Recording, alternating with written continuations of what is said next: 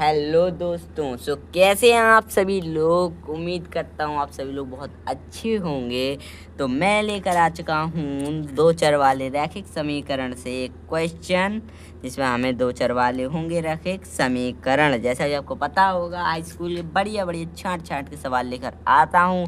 तो वीडियो पूरा देखना और एंड तक ज़रूर देखना, आपको एकदम समझ में आएगा। बढ़िया सी ट्रिक बताएंगे हम, ठीक है। तो दोस्तों पूरा वीडियो देखेगा। और आज का सवाल क्या कहता है, एक आयताकार बाग जिसकी लंबाई चौड़ाई से 4 अधिक है, बाद में समझाऊंगा, अभी बस पढ़ लेते हैं। लंबाई चौड़ाई से 4 अधिक है तथा अर्ध परिमाप इसका 36 मीटर है, तो बाग की विभाएं ज्ञात कीजिए। भाई देखो, विभाएं का मतलब क्या होता है, तो लंबाई और चौड़ाई, ये दोनों विभाएं होती हैं जिसे हमें ज्ञात करना होता है। ऐसे भी मान लीजिए भुजाएं या विभाएं, जो भी कह दो, एक ही बात होती है।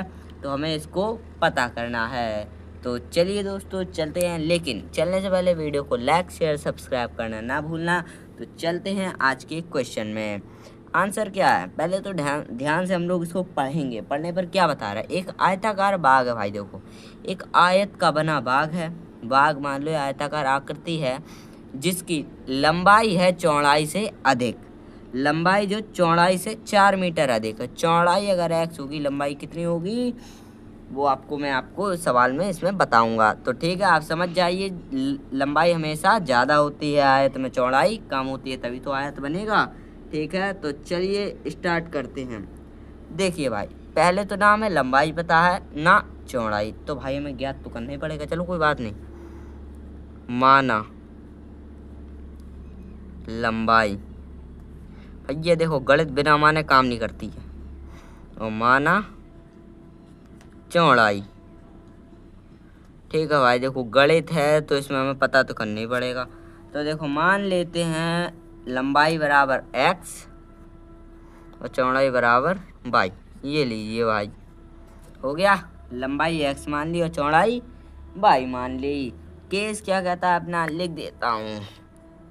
फर्स्ट केस जो है वो क्या कहता है, लंबाई जो है चौड़ाई से 4 अधिक। भाई देखो, इसमें क्या होता है, अगर सवाल लगाएंगे ऐसे सवाल कभी फंस जाए, इसमें हमेशा उल्टा होता है। एक बात ध्यान रखना, ये मैं आपको बता रहा हूँ इसलिए क्योंकि इसमें हर बार उल्टा होता है। अगर हमें लंबाई 4 अधिक है, तो जो हमारी लंबाई होगी वो b में प्लस होगी। जो चीज़ आपको कम लग रही है उसको बराबर करने के लिए उसी में हम जोड़ देते हैं। इसमें कहा गया था लंबाई चौड़ाई से 4 अधिक है। कौन अधिक है, लंबाई अधिक है। कम कौन है, चौड़ाई कम है। तो किस में जोड़ेंगे, चौड़ाई। मैंने क्या कहा, जो कम है उसी में हम लोग जोड़ेंगे। याद रखना है इस बात को। अगर आप ऐसे भूल जाएंगे तो आप अगर लंबाई में 4 जोड़ देंगे, आपकी विभाएं निकलेंगी ही नहीं। इस वजह से ध्यान रखना। मैं आपको एक इम्पॉर्टेंट चीज़ ये बता रहा हूँ कि अगर कोई ऐसी चीज़ कभी 4 मीटर अधिक, कभी 32 मीटर, ऐसी कभी कभार सवाल आ जाते हैं जिसमें हमें बताना होता है। जैसे इस वाले सवाल में था लंबाई चौड़ाई से 4 अधिक है। अधिक कौन है, लंबाई अधिक है। तो जोड़ेंगे किसमें, चौड़ाई में, क्योंकि चौड़ाई कम है। ज़्यादा वाले में कभी नहीं जोड़ेंगे, जो कम है अपना उसी में हम लोग जोड़ेंगे। इस बात का आपको हमेशा ध्यान रखना है। तो सेकंड केस जो क्या कहता है, सेकंड केस कहता है कि अर्ध परिमाप है। भैया हमारे पास क्या है, अर्ध परिमाप। अर्ध परिमाप हमारे पास कितना है, 36 मीटर। 36 मीटर अपना अर्ध परिमाप है। ठीक है, तो दोस्तों अर्ध परिमाप पूछा है, तो यानी कि लंबाई और चौड़ाई के जोड़ का अर्ध परिमाप होता है। ठीक है, इस बात का हमें क्या रखना है, ध्यान रखना है। ठीक है, अब क्या करेंगे, अब लंबाई को हमने क्या माना था, x माना था। क्या माना था लंबाई को, x, और प्लस चौड़ाई को क्या माना था दोस्तों, y माना था। तो ये हो गया अपना एक समीकरण बन गया, x प्लस वाई बराबर 36। इसको ध्यान रखना, x प्लस वाई बराबर 36, ये अपना समीकरण हो गया। तो ये बन गया दोस्तों एक अपना समीकरण। अब क्या करेंगे, जो हमें दिया गया था L बराबर b प्लस 4, ये हमको दिया गया था। अब हम L की जगह x भी लिख सकते हैं और b की जगह y भी लिख सकते हैं, प्लस 4। इसको मान लेते समीकरण नंबर 1। ये हमने इसको बना लिया। ठीक है, अब ये मान लेते समीकरण नंबर 2। ठीक, एक ये एक बन गया, ये दूसरा बन गया। ठीक, अब क्या करेंगे, लिख देते हैं समीकरण 1 से x का मान समीकरण 2 में रखने पर। चलो भैया जी, अब रख लेते हैं, मान भी रख लेते हैं, कोई बात नहीं है। क्या हो जाएगा मान, x की जगह क्या हो जाएगा, y प्लस 4। समीकरण 1 से x का मान जो है 2 में रखना है हमें, ठीक है। और प्लस फिर y हो जाएगा, इसको कर देते कोष्टक में, प्लस y हो जाएगा, फिर बराबर 36 हो जाएगा, ठीक है। अब भैया जी y और y मिलके अगर हम जोड़ेंगे कितने हो जाएगा, 2y प्लस 4 बराबर 36, ठीक है, ये हो गया। अब 2y बराबर 36 माइनस 4, अब ये प्लस का 4 था, उधर आके अपना हो गया माइनस का 4, अब ये माइनस का 4 हो गया, तो 2y बराबर 32, ठीक है, 32 हो गया। और y बराबर कितना हो जाएगा, 32/2, ये क्या हो जाएगा अपना 2 16 2 32 होता है, ठीक है। तो जो हमारी y निकली है वो निकली है 16 मीटर। ये तो अपनी हो गई y। अब भाई देखो y का मान निकल चुका है, तो अब क्या करते हैं, y का मान समीकरण 1 में रखने पर। रख दो भैया जी, एक समीकरण अपना क्या था, x बराबर y प्लस 4, ये था अपना समीकरण नंबर 1 था। तो अब x तो का मान पता नहीं है और y का मान पता है 16 प्लस 4, ये लीजिए 16 y का मान हमें पता था और 4 अपने पास था ही, तो क्या हो गया x बराबर 20। लो भैया जी 20, ये अपना आ गया मान। x को हमने क्या माना था, x को हमने माना था l, यानी कि लंबाई हो गई 20 मीटर, और y को हमने क्या माना था, ब्रेड्थ, यानी कि ब्रेड्थ मैंने इंग्लिश बोली है क्योंकि चौड़ाई को इंग्लिश में कहते हैं ब्रेड्थ, तो क्या हो गई, चौड़ाई हो गई अपनी 16 मीटर।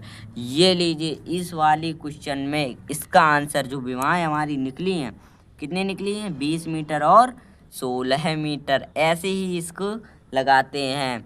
तो दोस्तों कैसा लगा वीडियो को एंड तक ज़रूर देखा होगा। अगर दोस्तों आपको समझ में नहीं आया है ये वाला, तो आप इसको दोबारा से रिपीट करके ज़रूर देख लेना।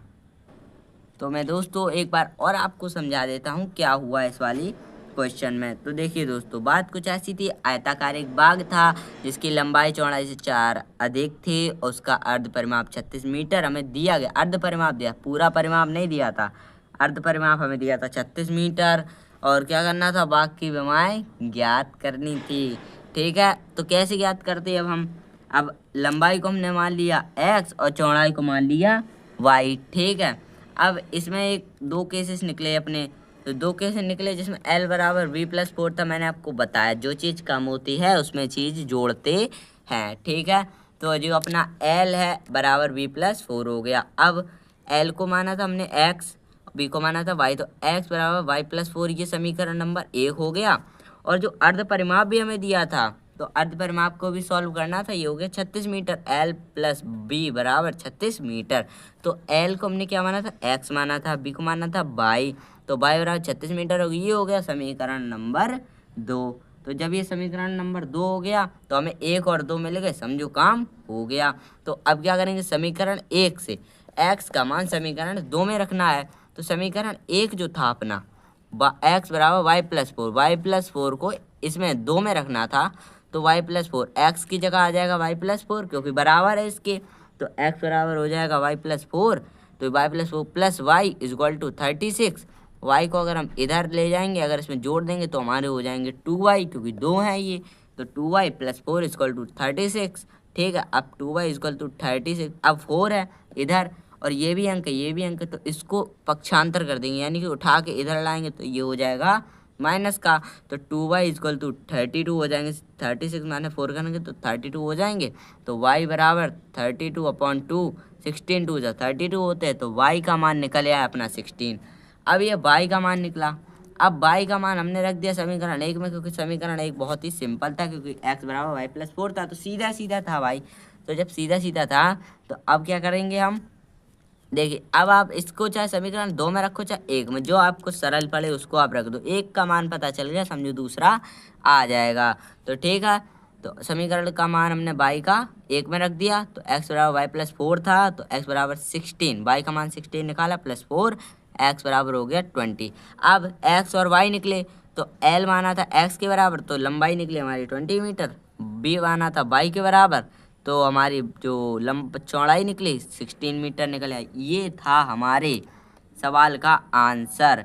ये था हमारे दो चर वाले रैखिक समीकरण। देखिए हमने दो चर वाले रैखिक समीकरण ये वाला समीकरण बनाया था। देखिए दो चर हैं और रैखिक समीकरण भी है। ठीक है, तो ऐसे ही इनको हल करते हैं। तो दोस्तों अगले वीडियो में सोच रहा हूँ आपको एक नई विधि पढ़ाऊँगा। उसके लिए आप वीडियो को लाइक शेयर सब्सक्राइब करना ना भूलिए। तो मिलते हैं नेक्स्ट वीडियो में। धन्यवाद।